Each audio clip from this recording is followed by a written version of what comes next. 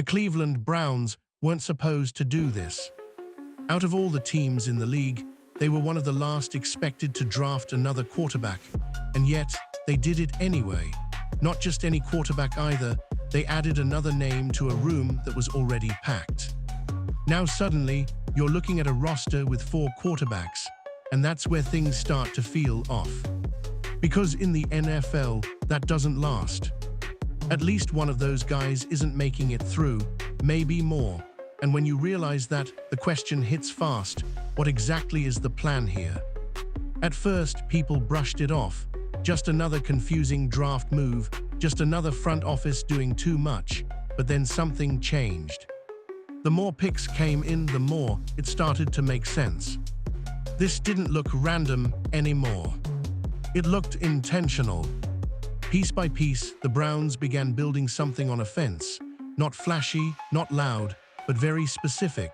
Offensive line help, playmakers, depth in key areas.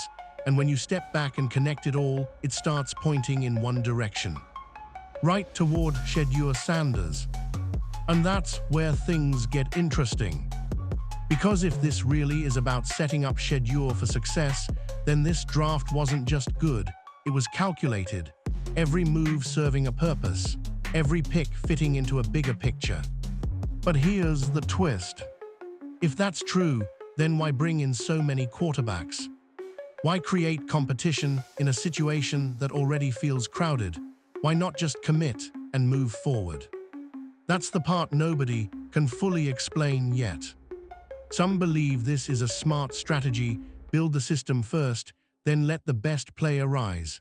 Others think it's a risky setup that could create pressure before anything even starts. Either way, one thing is clear. The Browns didn't just make a move. They started something. And whether it turns into a breakthrough or a problem they didn't see coming is about to unfold. The moment the Cleveland Browns added another quarterback, everything got confusing fast. Because this wasn't a team desperate for a signal caller. They already had Shedeur Sanders, they still had Deshaun Watson, and they had already brought in Dillon Gabriel. That's already a full room by NFL standards. And then they added Taylor Green. Just like that, it went from depth to something else entirely. Now you're looking at 4 quarterbacks competing for space, reps, and ultimately survival on the roster. And here's the reality nobody ignores: teams don't carry 4 quarterbacks into the season. Someone getting cut, someone's getting moved. That part is inevitable. So the question hit immediately: why do this at all? At first, the reaction was simple: confusion, even frustration. It felt like overkill, like the Browns were stacking pieces without a clear direction. Some fans even started asking if the front office was unsure about what they already had. And honestly, it didn't look great at first glance. Because when teams lack confidence at quarterback, they usually start collecting options. They bring in competition from everywhere, hoping something sticks. And for a moment, it felt like Cleveland might be doing exactly that. But then, something didn't add up. Because while they added quarterbacks, they didn't act desperate. They weren't chasing every available veteran. They weren't making panic moves. There was no sense of urgency or chaos in how they operated.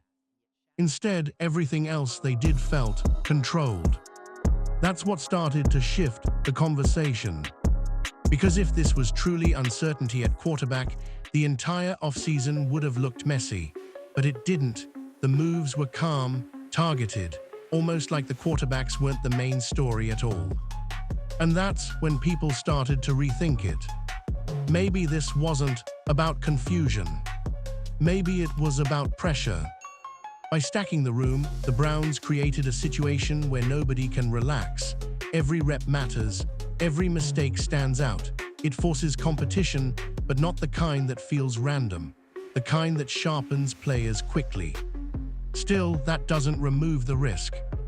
Because too many options can create hesitation. Too much competition can blur roles instead of defining them. And if that happens, it doesn't just affect the quarterbacks, it affects the entire offense. So what looked like a strange decision at first is now sitting in a very different light. Not as a mistake, but as a move that could either push this team forward or quietly create a problem they'll have to solve sooner than expected. At first, it really did look like chaos. The Cleveland Browns were making moves that didn't seem to connect. A quarterback here, another addition there, and no clear explanation tying it all together. Fans were confused. Analysts were skeptical. It felt like one of those off-seasons where a team is just reacting instead of building. But then something changed. The more you looked at it, the more the pattern started to reveal itself. Because these weren't random moves. They were layered. One pick led to another, one decision supported the next, and suddenly, what looked messy on the surface started to feel structured underneath. That's when voices around the league began to shift. Former players and analysts started pointing out the same thing. This didn't feel like panic. It didn't feel like guesswork. It felt like a front office that knew exactly what it wanted, even if it wasn't obvious right away. And once you see it, you can't unsee it. Every move starts connecting back to one idea, building a functional offense. Not flashy, not overloaded with gimmicks, just efficient, balanced, and built to actually work on Sundays. That's a big shift from how the Browns have operated in the past, where things sometimes felt scattered or inconsistent. Now it feels intentional. And that intention shows up in how calm everything has been. No last-second pivots, no reaching for players that don't fit, no chasing hype just because it's loud in the moment. While other teams can get caught reacting to media noise, Cleveland seems to be moving on its own timeline. That's a sign of confidence. Because when a team believes in its plan, it doesn't need validation from the outside. It just executes. And that's exactly what this draft is starting to look like: execution. Reports suggest that even inside the building, there's a stronger sense of alignment than in previous years. Coaches, front office, and decision-makers all seem to be pulling in the same direction. That matters more than people realize. Because when organizations aren't aligned, you see it immediately: confusing picks, mixed messaging, inconsistent results. That hasn't been the case here. Instead, everything feels connected. And the biggest clue: they're not overreacting. They're not scrambling to fix mistakes mid-process. They're not adding players just to fill headlines. They're selecting pieces that fit a system they already believe in. Which means this isn't about collecting talent. It's about building something specific. And if that's true, then what looked like chaos in the beginning might actually be the early stages of a plan that's been in place the entire time. If there was one move that quietly revealed everything, it was the offensive line pick. Because when the Cleveland Browns selected Spencer Fano, it didn't just fill a need, it sent a message, a very clear one. Protection matters.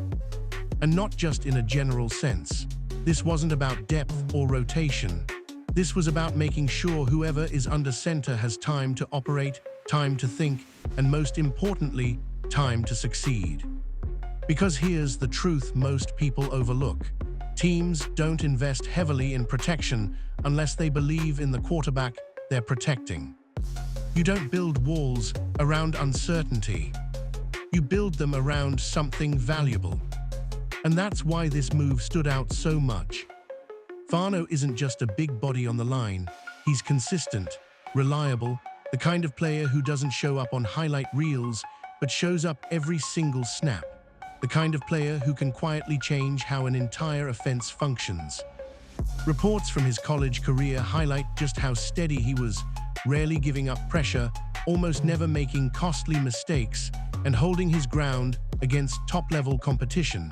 That's the type of presence that turns chaos into control. And for a quarterback, that changes everything. Because when the pocket is clean, the game slows down, reads become clearer, decisions become sharper, confidence builds. Suddenly, the offense doesn't feel rushed, it feels intentional. Now connect that back to Shedeur Sanders, a quarterback known for his accuracy, his timing, and his ability to deliver when he's comfortable. Give him protection like this, and you're not just helping him survive, you're putting him in a position to thrive. That's why this pick feels bigger than it looks. It's not just about upgrading the line, it's about setting a foundation, creating stability, building an environment where a young quarterback can actually develop without constantly running for his life. And here, where it gets even more interesting. Because this wasn't the only offensive move they made, it was just the first piece. They didn't stop at protection. They doubled down, which tells you this wasn't a one-off decision. It was part of something much larger. The protection was the first clue, but the weapons confirmed everything. Because the Cleveland Browns didn't stop after fixing the offensive line, they immediately followed it up by adding playmakers. And not just any playmakers, the right kind. That's when it stopped feeling like general improvement and started feeling targeted. KC Conception is the name that keeps coming up, and for good reason. This isn't just a receiver who runs routes and catches passes. This is a player you can move around, design plays for, and rely on in multiple situations. Short passes, deep shots, motion plays, even touches out of the backfield. He brings versatility that forces defenses to adjust. And that kind of player changes how an offense operates. Because now it's not just about executing plays, it's about creating mismatches, giving the quarterback easy options, turning simple throws into big gains. And when you combine that with consistency, that's where things get dangerous. Conception didn't just flash potential in college, he produced, consistently, against real competition, the kind of production that translates, not just looks good on paper. Then you add another layer. Receivers like Denzel Boston bring a completely different skill set, bigger frame, strong hands, a reliable target in contested situations, the kind of player you trust when the play breaks down and you need someone to go win a one-on-one battle. Now step back and look at the full picture. You've got improved protection up front. You've got versatility and speed underneath. You've got size and strength on the outside, multiple ways to attack a defense, multiple ways to keep drives alive. That's not random. That's a system being built. And when systems are built like this, they're usually built for someone. Which brings us right back to Shedeur Sanders. Because everything about these additions fits his style. Quick decision-making, accurate throws, ability to take advantage of spacing and timing. Give him options like this, and suddenly the offense doesn't just function, it flows. But here's the catch. When a team builds this much around you, expectations change instantly. Now it's not about development anymore, it's about results. Because if the protection holds and the weapons deliver, then all eyes shift to one place. The quarterback. And if things don't click right away, that's when the pressure starts to feel very real. At this point, it's getting harder to ignore the direction everything is pointing. Because when you line up all the moves, the Cleveland Browns have made it one name keep sitting at the center of it all, Shedeur Sanders. The protection upgrades, the versatile weapons, the calm, structured approach from the front office, none of it feels accidental, it feels aligned. And in the NFL, alignment like that usually means one thing: there's a clear vision behind the scenes. Now, to be fair, the team hasn't come out and said it directly. There's been no official, "this is our guy," no debate announcement. And maybe that's intentional, because the moment you say that publicly, expectations skyrocket, pressure increases, and every move gets judged through that lens. So instead, they've taken a quieter route. Build the system first and let the answer reveal itself. But here, where things get interesting. Some around the league believe this is all about Shedeur, they just don't want to force it too early. Reports suggest the Browns may already feel confident in what they have, choosing to strengthen the offense rather than chase more quarterback options. That's not how teams usually behave when they're unsure. When teams doubt their QB situation, they panic. They explore every option. They bring in competition from everywhere. Cleveland hasn't done that. And that speaks volumes. At the same time, they've kept just enough ambiguity to keep the situation balanced. Because while everything points toward Shedeur, the presence of Deshaun Watson still matters. His experience, his presence in the locker room, it keeps the door slightly open. And maybe that's by design. Because some believe this isn't just about choosing a quarterback, it's about creating the right environment for one to emerge. A system where nothing is handed out, where performance decides everything, and where the best option naturally rises. If that's the case, then this isn't favoritism. It's pressure. Real pressure. The kind that tests whether a player is ready to lead, not just play. And for Shedeur, that moment might be coming faster than expected. Because if this roster really is being shaped around him, then the opportunity is there, the support is there, the structure is there. Which means the excuses. They're disappearing. And that's when things get real. Because if this is all about Shedeur Sanders, then sooner or later, he's going to have to prove it. For all the excitement around what the Cleveland Browns are building, there's a side of this story people aren't talking about enough. The risk. Because while everything looks structured on the surface, underneath it, this setup is still fragile. Start with the obvious: 4 quarterbacks. That's not sustainable, it never is. At some point, decisions have to be made, cuts happen, roles get defined, and when that moment comes, it's not always clean. In fact, rumors suggest someone like Dillon Gabriel could be the odd one out, but even that isn't guaranteed.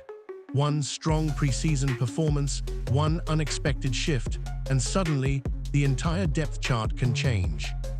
That's how thin the margins are. And here, where it gets tricky.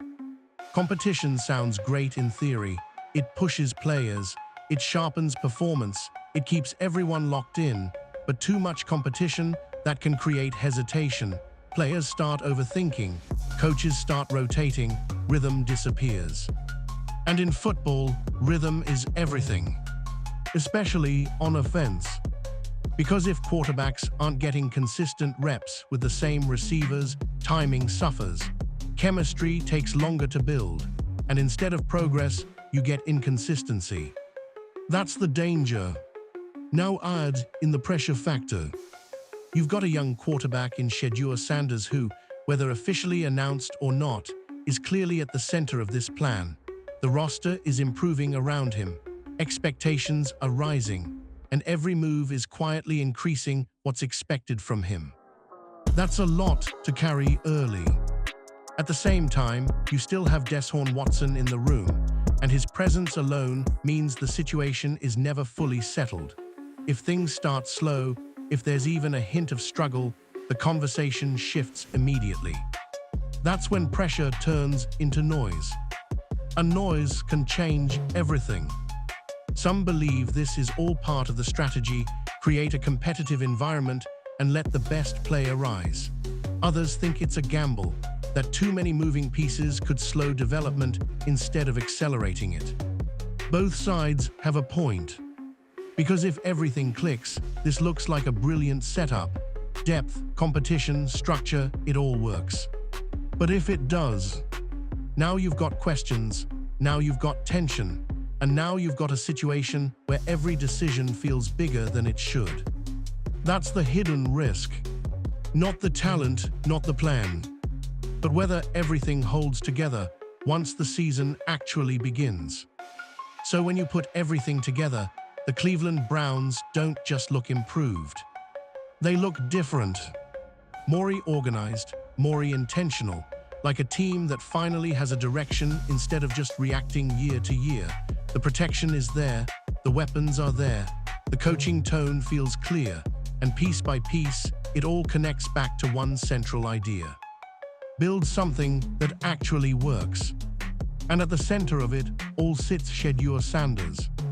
Whether they've officially said it or not, everything points toward him being the key to this entire plan. The structure around him is stronger than what most young quarterbacks walk into. The support is real. The opportunity is real. Which means one thing. This is no longer about potential. It's about results. Because if Shedeur steps in and delivers, then suddenly everything makes sense. The draft looks like a masterclass. The strategy looks calculated. And the Browns go from a team with questions to a team people have to take seriously. But if things don't click right away, that's when the pressure hits.